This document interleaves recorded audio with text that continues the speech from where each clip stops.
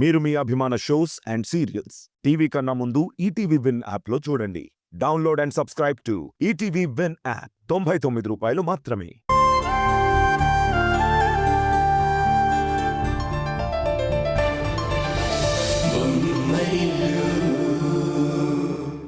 ఆఫీస్కి వెళ్తున్నావు, అక్కడ జరిగే అవమానాలన్నీ తట్టుకోలేక డీలా పడి వస్తున్నావు.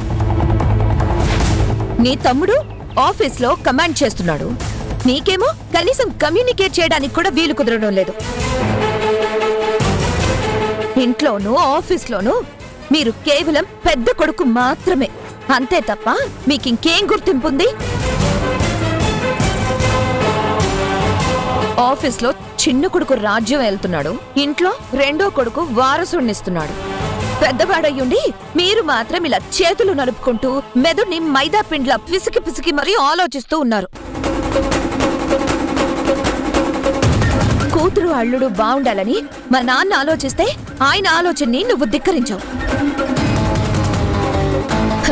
మనకేదో అవకాశం ఇద్దామని ఆయన అనుకుంటే ఆయన్ని నువ్వు అవమానించావు. సంజయ్ వచ్చిన అవకాశాలని ఇలా కాలదన్నుకుంటూ ఉంటే ఇక మనకి ఫ్యూచర్ ఎక్కడుంటుంది? మేఘనా, జరిగిందేదో జరిగిపోయింది, ఇక దాని గురించి వదిలే. జరగాల్సింది చూద్దాం. జరగాల్సింది ఏముంటుంది? అవకాశాన్ని 60 కిలోమీటర్ల అవతల తన్ని తరిమేశాక నేను మనసు మార్చుకున్నాను. మనం బిజినెస్ ప్లాన్ చేద్దాం, మళ్ళీ ప్రయత్నిద్దాం. ఏంటి సంజయ్ నువ్వు చెప్తున్నది? నువ్వు మాట్లాడుతున్నది నిజమేనా? Oh my God! అయితే వెంటనే మా నాన్నతో మాట్లాడి ఆ డీల్ ఓకే చేయమని చెప్పనా?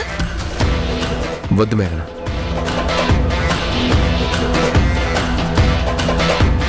అమ్మ శత్రువులతో మన కుటుంబానికి గిట్టని వారితో మనం చేతులు కలపడం మన కుటుంబానికి చేటు చేసినట్టు అవుతుంది. అందుకే ఆ స్వర్ణ లాంటి వాళ్ళతో మనకి ఎలాంటి డీల్స్ ఉండకూడదు. మన బిజినెస్, మన ప్లానింగ్ స్వయంగా మనమే చూసుకున్నాం. అంటే మీరు చెప్పేది? మనం బిజినెస్ స్టార్ట్ చేద్దాం, కానీ స్వయంగా మనమే స్టార్ట్ చేద్దాం. మళ్ళీ మీ నాన్నగారికి విషయం చెప్పి అడుగుదాం. స్వర్ణ లాంటి వాళ్ళతో పార్ట్నర్షిప్ లాంటి వద్దని చెప్దాం. బాగుంది సంజయ్, ఐడియా చాలా బాగుంది. అయితే వెంటనే మా నాన్నతో మాట్లాడతాను. కానీ పార్ట్నర్స్ లేకుండా మనం ఒక్కరివే బిజినెస్ స్టార్ట్ చేయగలమా అని నాకు అనుమానం. నువ్వేం భయపడాల్సిన అవసరం లేదు మేఘనా. నాతో చదువుకున్న నా ఫ్రెండ్స్ బిజినెస్ ప్లాన్ చేస్తున్నారు. వాళ్ళతో కలిసి మనం కూడా బిజినెస్ స్టార్ట్ చేద్దాం. ఇందుకు మావయ్య గారి సపోర్ట్ కూడా తీసుకుందాం. Thank you Sanjay, thank you so much. ఇంకా నువ్వు నా దారిలోనే ఉన్నావు.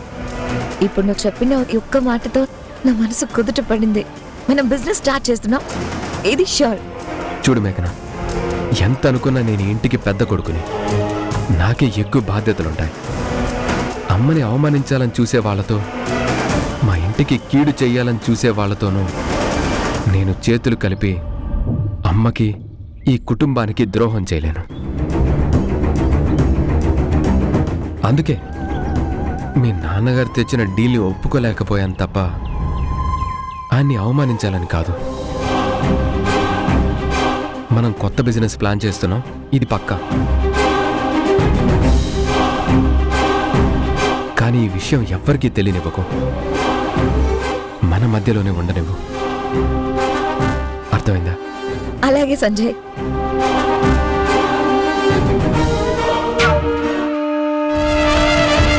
పోనీలే, ఆయన నా ఆలోచన నుంచి, అడుగుజాడల నుంచి దూరంగా పోలేదు. ఏదో రకంగా బిజినెస్ గురించి ఆలోచిస్తున్నారు. ఇక నాన్నకి ఈ విషయం చెప్తే ఆయన కూడా చాలా సంతోషపడతారు. మళ్ళీ మంచి రోజులు రాబోతున్నాయి. మాకంటూ సొంత బిజినెస్, సొంత కంపెనీ, ఓ మై గాడ్, సొంత పేరు, సొంత పలుకుబడి అన్నీ వస్తున్నాయి. Oh my God.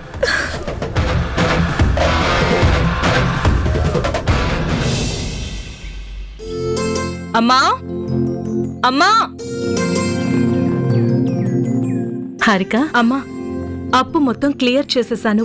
ఎఫ్డి మీద వచ్చిన వడ్డీ డబ్బులు నీ అకౌంట్లో వేశాను. అవి మీ ఖర్చులకి పనికొస్తాయి. ఇక మీరేం భయపడకండి, బాధపడకండి. నాన్న ఆరోగ్యం మాత్రం జాగ్రత్తగా చూసుకుంటూ ఉండు చాలు. నిన్ను కన్నందుకు చాలా గర్వంగా ఉంది హారిక. నువ్వు చేసింది మామూలు సహాయం కాదు, అది మీ నాన్న ఆరోగ్యాన్ని, ఈ ఇంటి పరిస్థితుల్ని చక్కదిద్దింది. అసలు నీకెలా కృతజ్ఞతలు చెప్పాలో నాకు అర్థం కావట్లేదమ్మా. ఏంటమ్మా ఇది? కూతురికి కూడా కృతజ్ఞతలు చెప్తారా? కూతురువి కాబట్టే హత్తుకుని చెప్తున్నాను. అదే వేరే ఎవరైనా అయ్యుంటే వాళ్ళ కాళ్ళు పట్టుకుని నా కన్నీటితో వాళ్ళ కాళ్ళు కడిగేదాన్ని. చచా, అవేం మాటలమ్మా. నిజం హారిక, నీ గొప్ప మనసుకి ఎన్ని కృతజ్ఞతలైనా చెప్పొచ్చు. ఈ వయసులో నీకున్న సంస్కారానికి చేతులెత్తి మొక్కొచ్చు. నీలాంటి గొప్ప కూతురు నాకున్నందుకు నేనెంతో గర్వపడుతున్నాను. నువ్వు మరీ ఎక్కువగా పొగిడేస్తున్నావమ్మా. నేను చేసిందేమీ లేదు. ఇంత చిన్న పనికి అంతంత పెద్ద మాటలెందుకు చెప్పు? ఏంటమ్మా చిన్న పని? నువ్వు మీ నాన్నని కాపాడావు, ఈ ఇంటి పరువుని కాపాడావు. కూతురివైనా తల్లిగా ఆలోచించి ఆదుకున్నావు. చిన్నదానివైనా పెద్ద మనసు చేసుకుని అండగా నిలబడ్డావు. ఇంత గొప్ప పని చేసి ఇంకా ఏం చేశాను అంటావేంటమ్మా? నేను చేసిన దాంట్లో నాకు గొప్పగా ఏమి అనిపించట్లేదమ్మా. నాన్న నా పేరున దాచిన డబ్బు ఇప్పుడు ఆయనకే ఉపయోగపడింది. నాన్న డబ్బే నాన్నకి తిరిగి ఇచ్చేశాను, అంతే. ఇందులో నేను చేసిన గొప్పేముంది? అయినా మీకంటే నాకు డబ్బు ఎక్కువ. హారిక, మరేంటమ్మా, మీ డబ్బు మీకే ఉపయోగించాను, అంతేగా. నాన్న కష్టం ఆయన కష్టాల్లో ఆదుకుంది. నాన్న ప్రేమగా నా పేరున బ్యాంకులో వేశారు, నేను ప్రేమగా మీ అప్పును తీర్చాను, అంతే. అయినా ఇంత కష్టం వచ్చిందని నాతో ఒక్క మాట చెప్పడానికి ఒప్పుకోలేదు నాన్న. నాకు తెలియకుండా ఉండాలని నాన్న పట్టుబట్టారు. ఇప్పుడు కూడా నేను నా మెట్టినింటి కోసం ఖర్చు పెట్టానని సంతోషిస్తున్నారే కానీ పుట్టింటి బాధలు తీర్చాలని కోరుకోవట్లేదు. అలాంటి మీకు నేను చేసిన ఈ ఉడత సహాయం ఎంతమ్మా? అమ్మా, మీకు ఏ కష్టం వచ్చినా నాకు చెప్పడానికి వెనకాడొద్దు. నాకు చెప్పకుండా దాచేసి మీరు కష్టపడుతూ ఉంటే అది చూసి నేను భరించలేను. మీరెప్పుడు సంతోషంగా ఉండాలని కోరుకునే మీ కూతుర్నమ్మా నేను. హారిక, అమ్మా, నువ్వే మా ధైర్యం, నువ్వే మా ప్రాణం.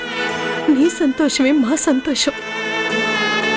నువ్వు ఆనందంగా ఉండాలని మేం కోరుకుంటే మాకు ఆనందం పంచాలని నువ్వు చూస్తున్నావు. ఏ తల్లిదండ్రులకైనా ఇంతకన్నా ఇంకేం కావాలమ్మా?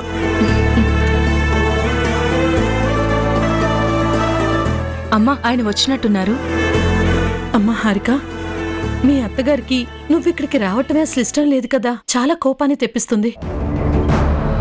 అలాంటిది మీ అత్తగారి అవసరాలకి డబ్బిచ్చావని అబద్ధం చెప్పిన సంగతి తెలిస్తే ఇంకేమైనా ఉందా?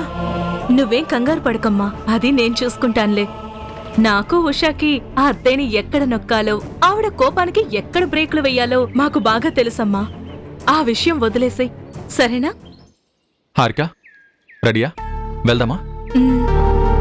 నాన్నా, వస్తున్నానమ్మా. అల్లుడు గారు, ఇప్పుడైనా రావటం? అవును మామయ్య గారు. అవును, మీకెలా ఉంది ఇప్పుడు? అంతా బానే ఉంది కదా? అంతా బాగుంది అల్లుడు గారు. మా కూతురు మా కళ్ళ ముందు కాసేపు తిరిగితే చాలు, మాకున్న కష్టాలు కన్నీళ్లు అన్నీ ఇట్టే మాయమైపోతాయి.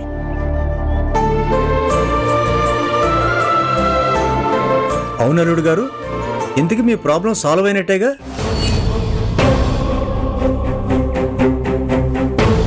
ఆ డబ్బు సర్దుబాటు అయినట్టేగా?